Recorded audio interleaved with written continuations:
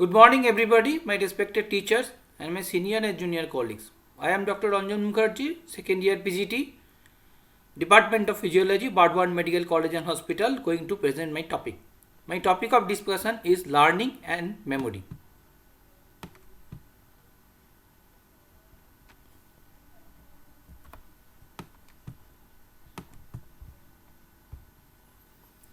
Learning and memory are higher level function of nervous system. Learning is change in the behavior on the basis of past experience, and memory is the ability to recall the past event or facts. Learning, it is a acquisition of knowledge or skill as a result of experience, and consequently it can alter behavior on the basis of experience. According to Kimball 1961, learning refers to a more or less permanent change in behavior which occurs as a result of practice. Now, types of learning. Learning can be divided into two types.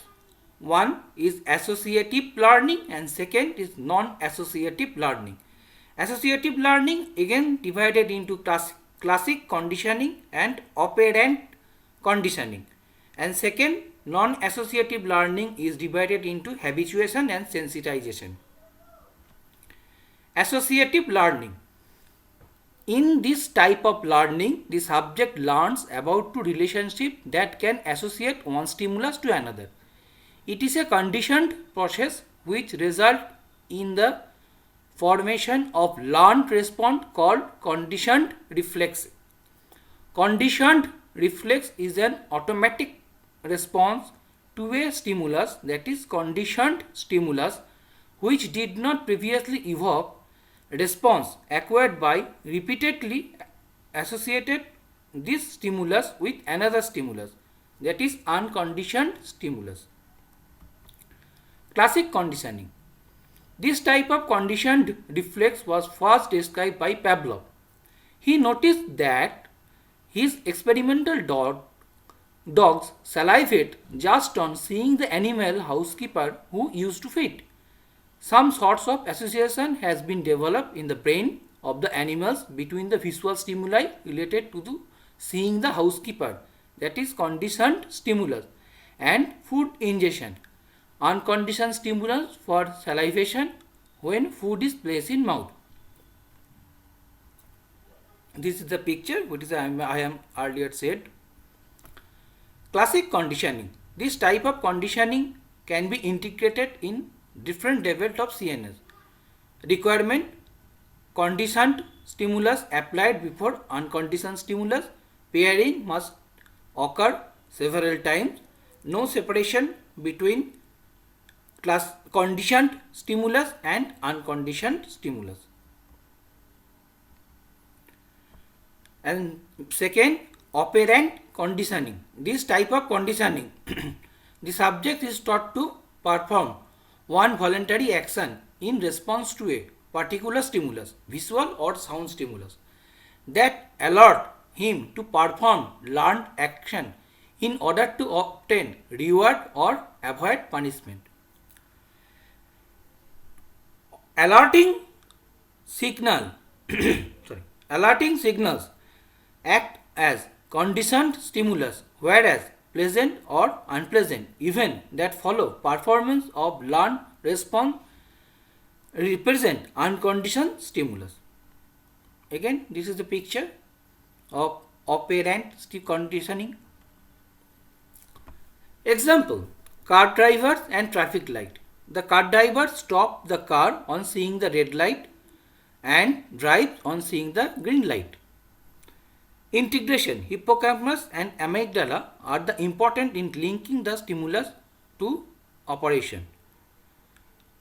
Integration occurs in cerebral cortex, especially orbitofrontal cortex. Non-associative learning. In this type of learning, the subject learns whether to ignore or react to a certain stimulus. It is a simple way of learning that does not need association between the two stimuli. It is of two types: A. habituation, B. sensitization.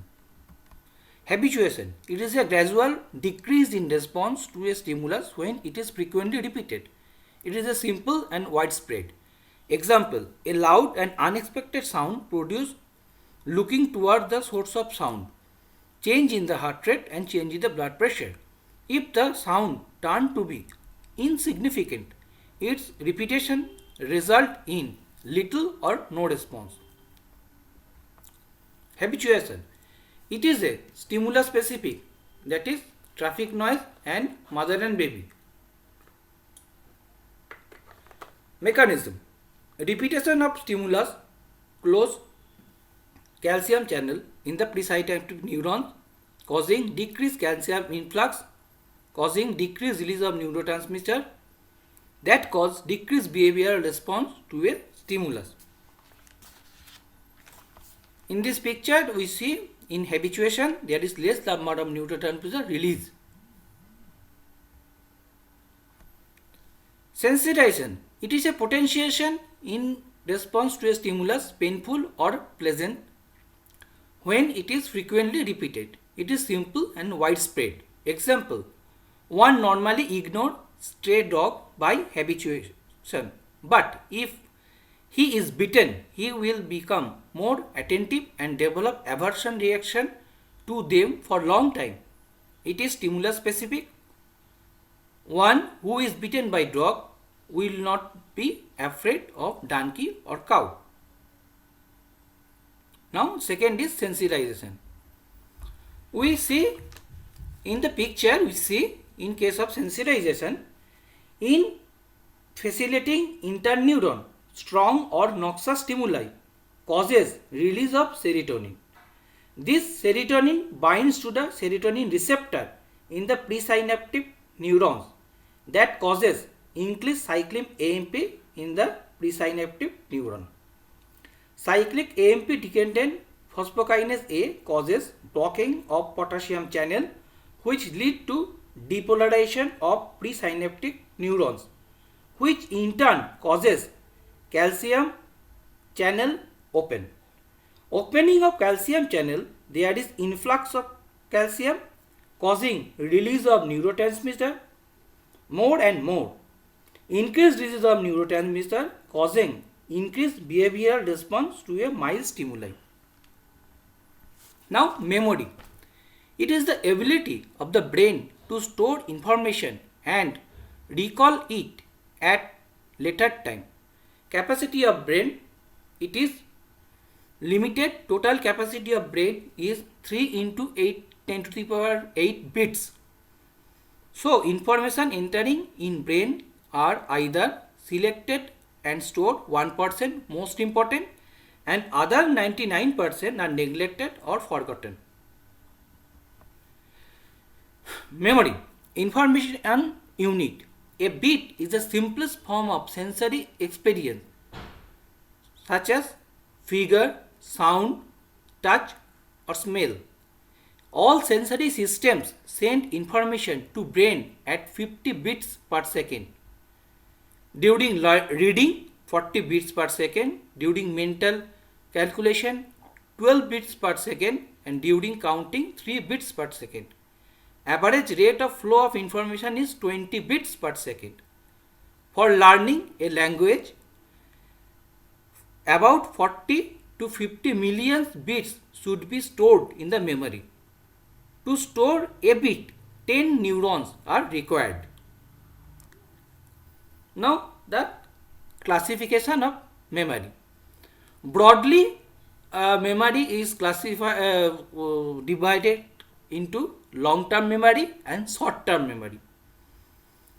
Long-term memory again subdivided into the declarative memory and non-declarative memory, and declarative memory again subdivided into events and facts, and non-declarative memory again subdivided into procedural memory, perceptual representation system, classic conditioning, non-associated learning. Sensory memory. Duration very short, about 0.5 second. Capacity very small, 15 to 20 bits. Entry to storage automatic during perception, access to storage very rapid, vision iconic memory, hearing echoic memory. Mechanism: stimulation of reverberating circuit, repeated activation of neurons, synaptic sensitization if sensory experience coupled with painful stimuli. Sensory memory mechanism: post-tetanic potentiation. Multiple stimuli at presynaptic terminal increase calcium content in the presynaptic terminal, causes increased release of neurotransmitting meters. Mechanism of forgetting: fading, spontaneous and gradual decline in the amount of information. And second is extinction, spontaneous disappearance of information from memory. Short-term memory duration minute to hours, entry to storage, verbalization, recall or access to storage rapid. Mechanism made by formation of temporary memory tracts. Memory tracts: it is a newly developed pathway or signal transmission resulting from facilitation of new synapses, creation of new circuit in the brain. This occurs by long-term potentiation of synapses, change in the physical properties of postsynaptic membrane, causing increased sensitivity to chemical transmitters. Mechanism of forgetting: new information replace the old. Long-term memory duration hours to years, capacity very large, information stored according to its significance. Entry to storage practice and punishment or reward, recall or access to storage slow. Mechanism made by formation of memory engrams, long-lasting memory tracts, for by structural changes in the presynaptic terminals. The picture I will discuss in later on, and then I will again show this picture. The long-term memory mechanism: memory engrams made by increase in number of vesicles, increase in number of presynaptic terminals, increase in release site of chemical transmitter, generation of new receptor site, long-term potentiation, engrams remain for long time up to several years, formation of new engrams require protein synthesis. Long-term potentiation. First, I again want to show the slide. Yes, and in case of long-term potentiation, the binding of glutamate to its NMDA receptor and simultaneous depolarization of postsynaptic membrane causes NMDA receptor channel to open. Opening of NMDA receptor channels allows calcium to enter. The entry of calcium into the postsynaptic neuron causes long-term potentiation in the neurons. The entry of calcium into the postsynaptic neurons also activate the nitric oxide synthesis, causing nitric oxide production. The nitric oxide acts as a retrograde messenger diffusing into presynaptic neurons and somehow causing it to release more neurotransmitter.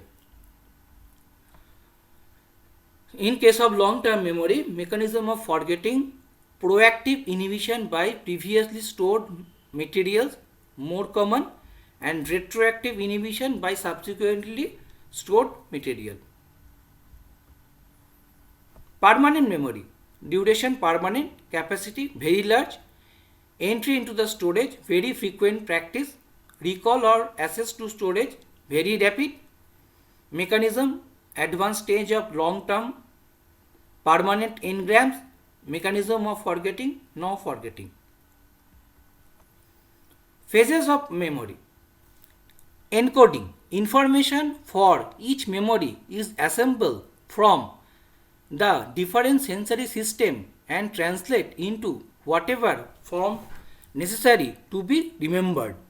It is presumably the domain of the association cortexes and perhaps other areas. Consolidation. Converting the encoded information into a form that can be permanently stored. The hippocampus and the surrounding areas apparently accompanies with this storage the actual deposition of the memories into the final resting place. This is thought to be association cortex. And retrieval. Memories are of little use if they cannot be read out for later use. Less is known about this process. Encoding of memory. It means classification and placing memory items in their proper memory store in the brain. Brain area concerned with encoding the long-term memory. Hippocampus, the major central role. All bits of information go to it first. Amygdala, emotional memory. Basal forebrain, nucleus basalis or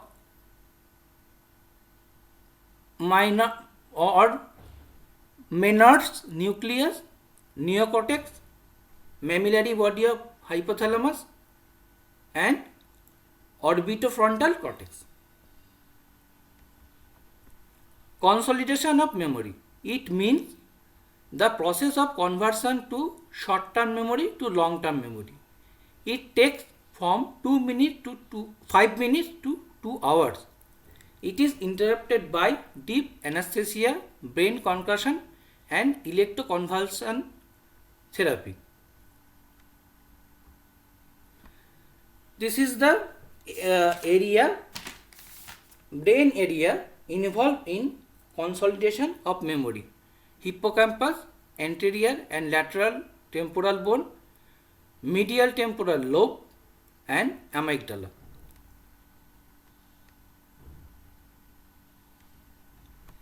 Hippocampus and consolidation of memory. The hippocampal region is critical for consolidation of information in long-term memory. Evidence. 3 major excitatory neural components of hippocampus. Perforant pathway from excitatory connection between the parahippocampal cortex and granule cells of dentate gyrus. Mossy fiber connect the granule cells of dentate gyrus to pyramidal cell and Schaffer collaterals connects the CA3 pyramidal cell to CA1 pyramidal cell. Now, disorder of memory. Amnesia, loss or impairment of memory. It may be retrograde amnesia. It means inability to recall memory from the past. Retrograde, going backward. It is from the long-term memory stores. Transient brain malfunction erase primary cortex, primary memory. It usually follows a traumatic event that interferes with the normal activity of the brain, such as a strong brain concussion or vascular stroke. Anterograde amnesia, it is the inability to store a new information in the long-term memory for later recall. It is usually result in lesion in the medial portion of the temporal lobe, a region that includes the hippocampus, amygdala and the adjacent area of the temporal lobe. And third is hysterical or psychogenic amnesia. It is rare, sudden loss of memory of all information, exposure to severe psychological stress. Sorry. Disorder of memory, senile dementia or Alzheimer's disease. It occurs in old age, that is senile dementia, and middle age, that is Alzheimer. But it can occur at any age. It is characterized by impairment of memory, lack of concentration, inattentiveness. Incidence 10 to 15% after the age of 65 years. Mechanism, loss of cholinergic terminals that diffuse from nucleus basalis to neocortex, amygdala and hippocampus. Thank you.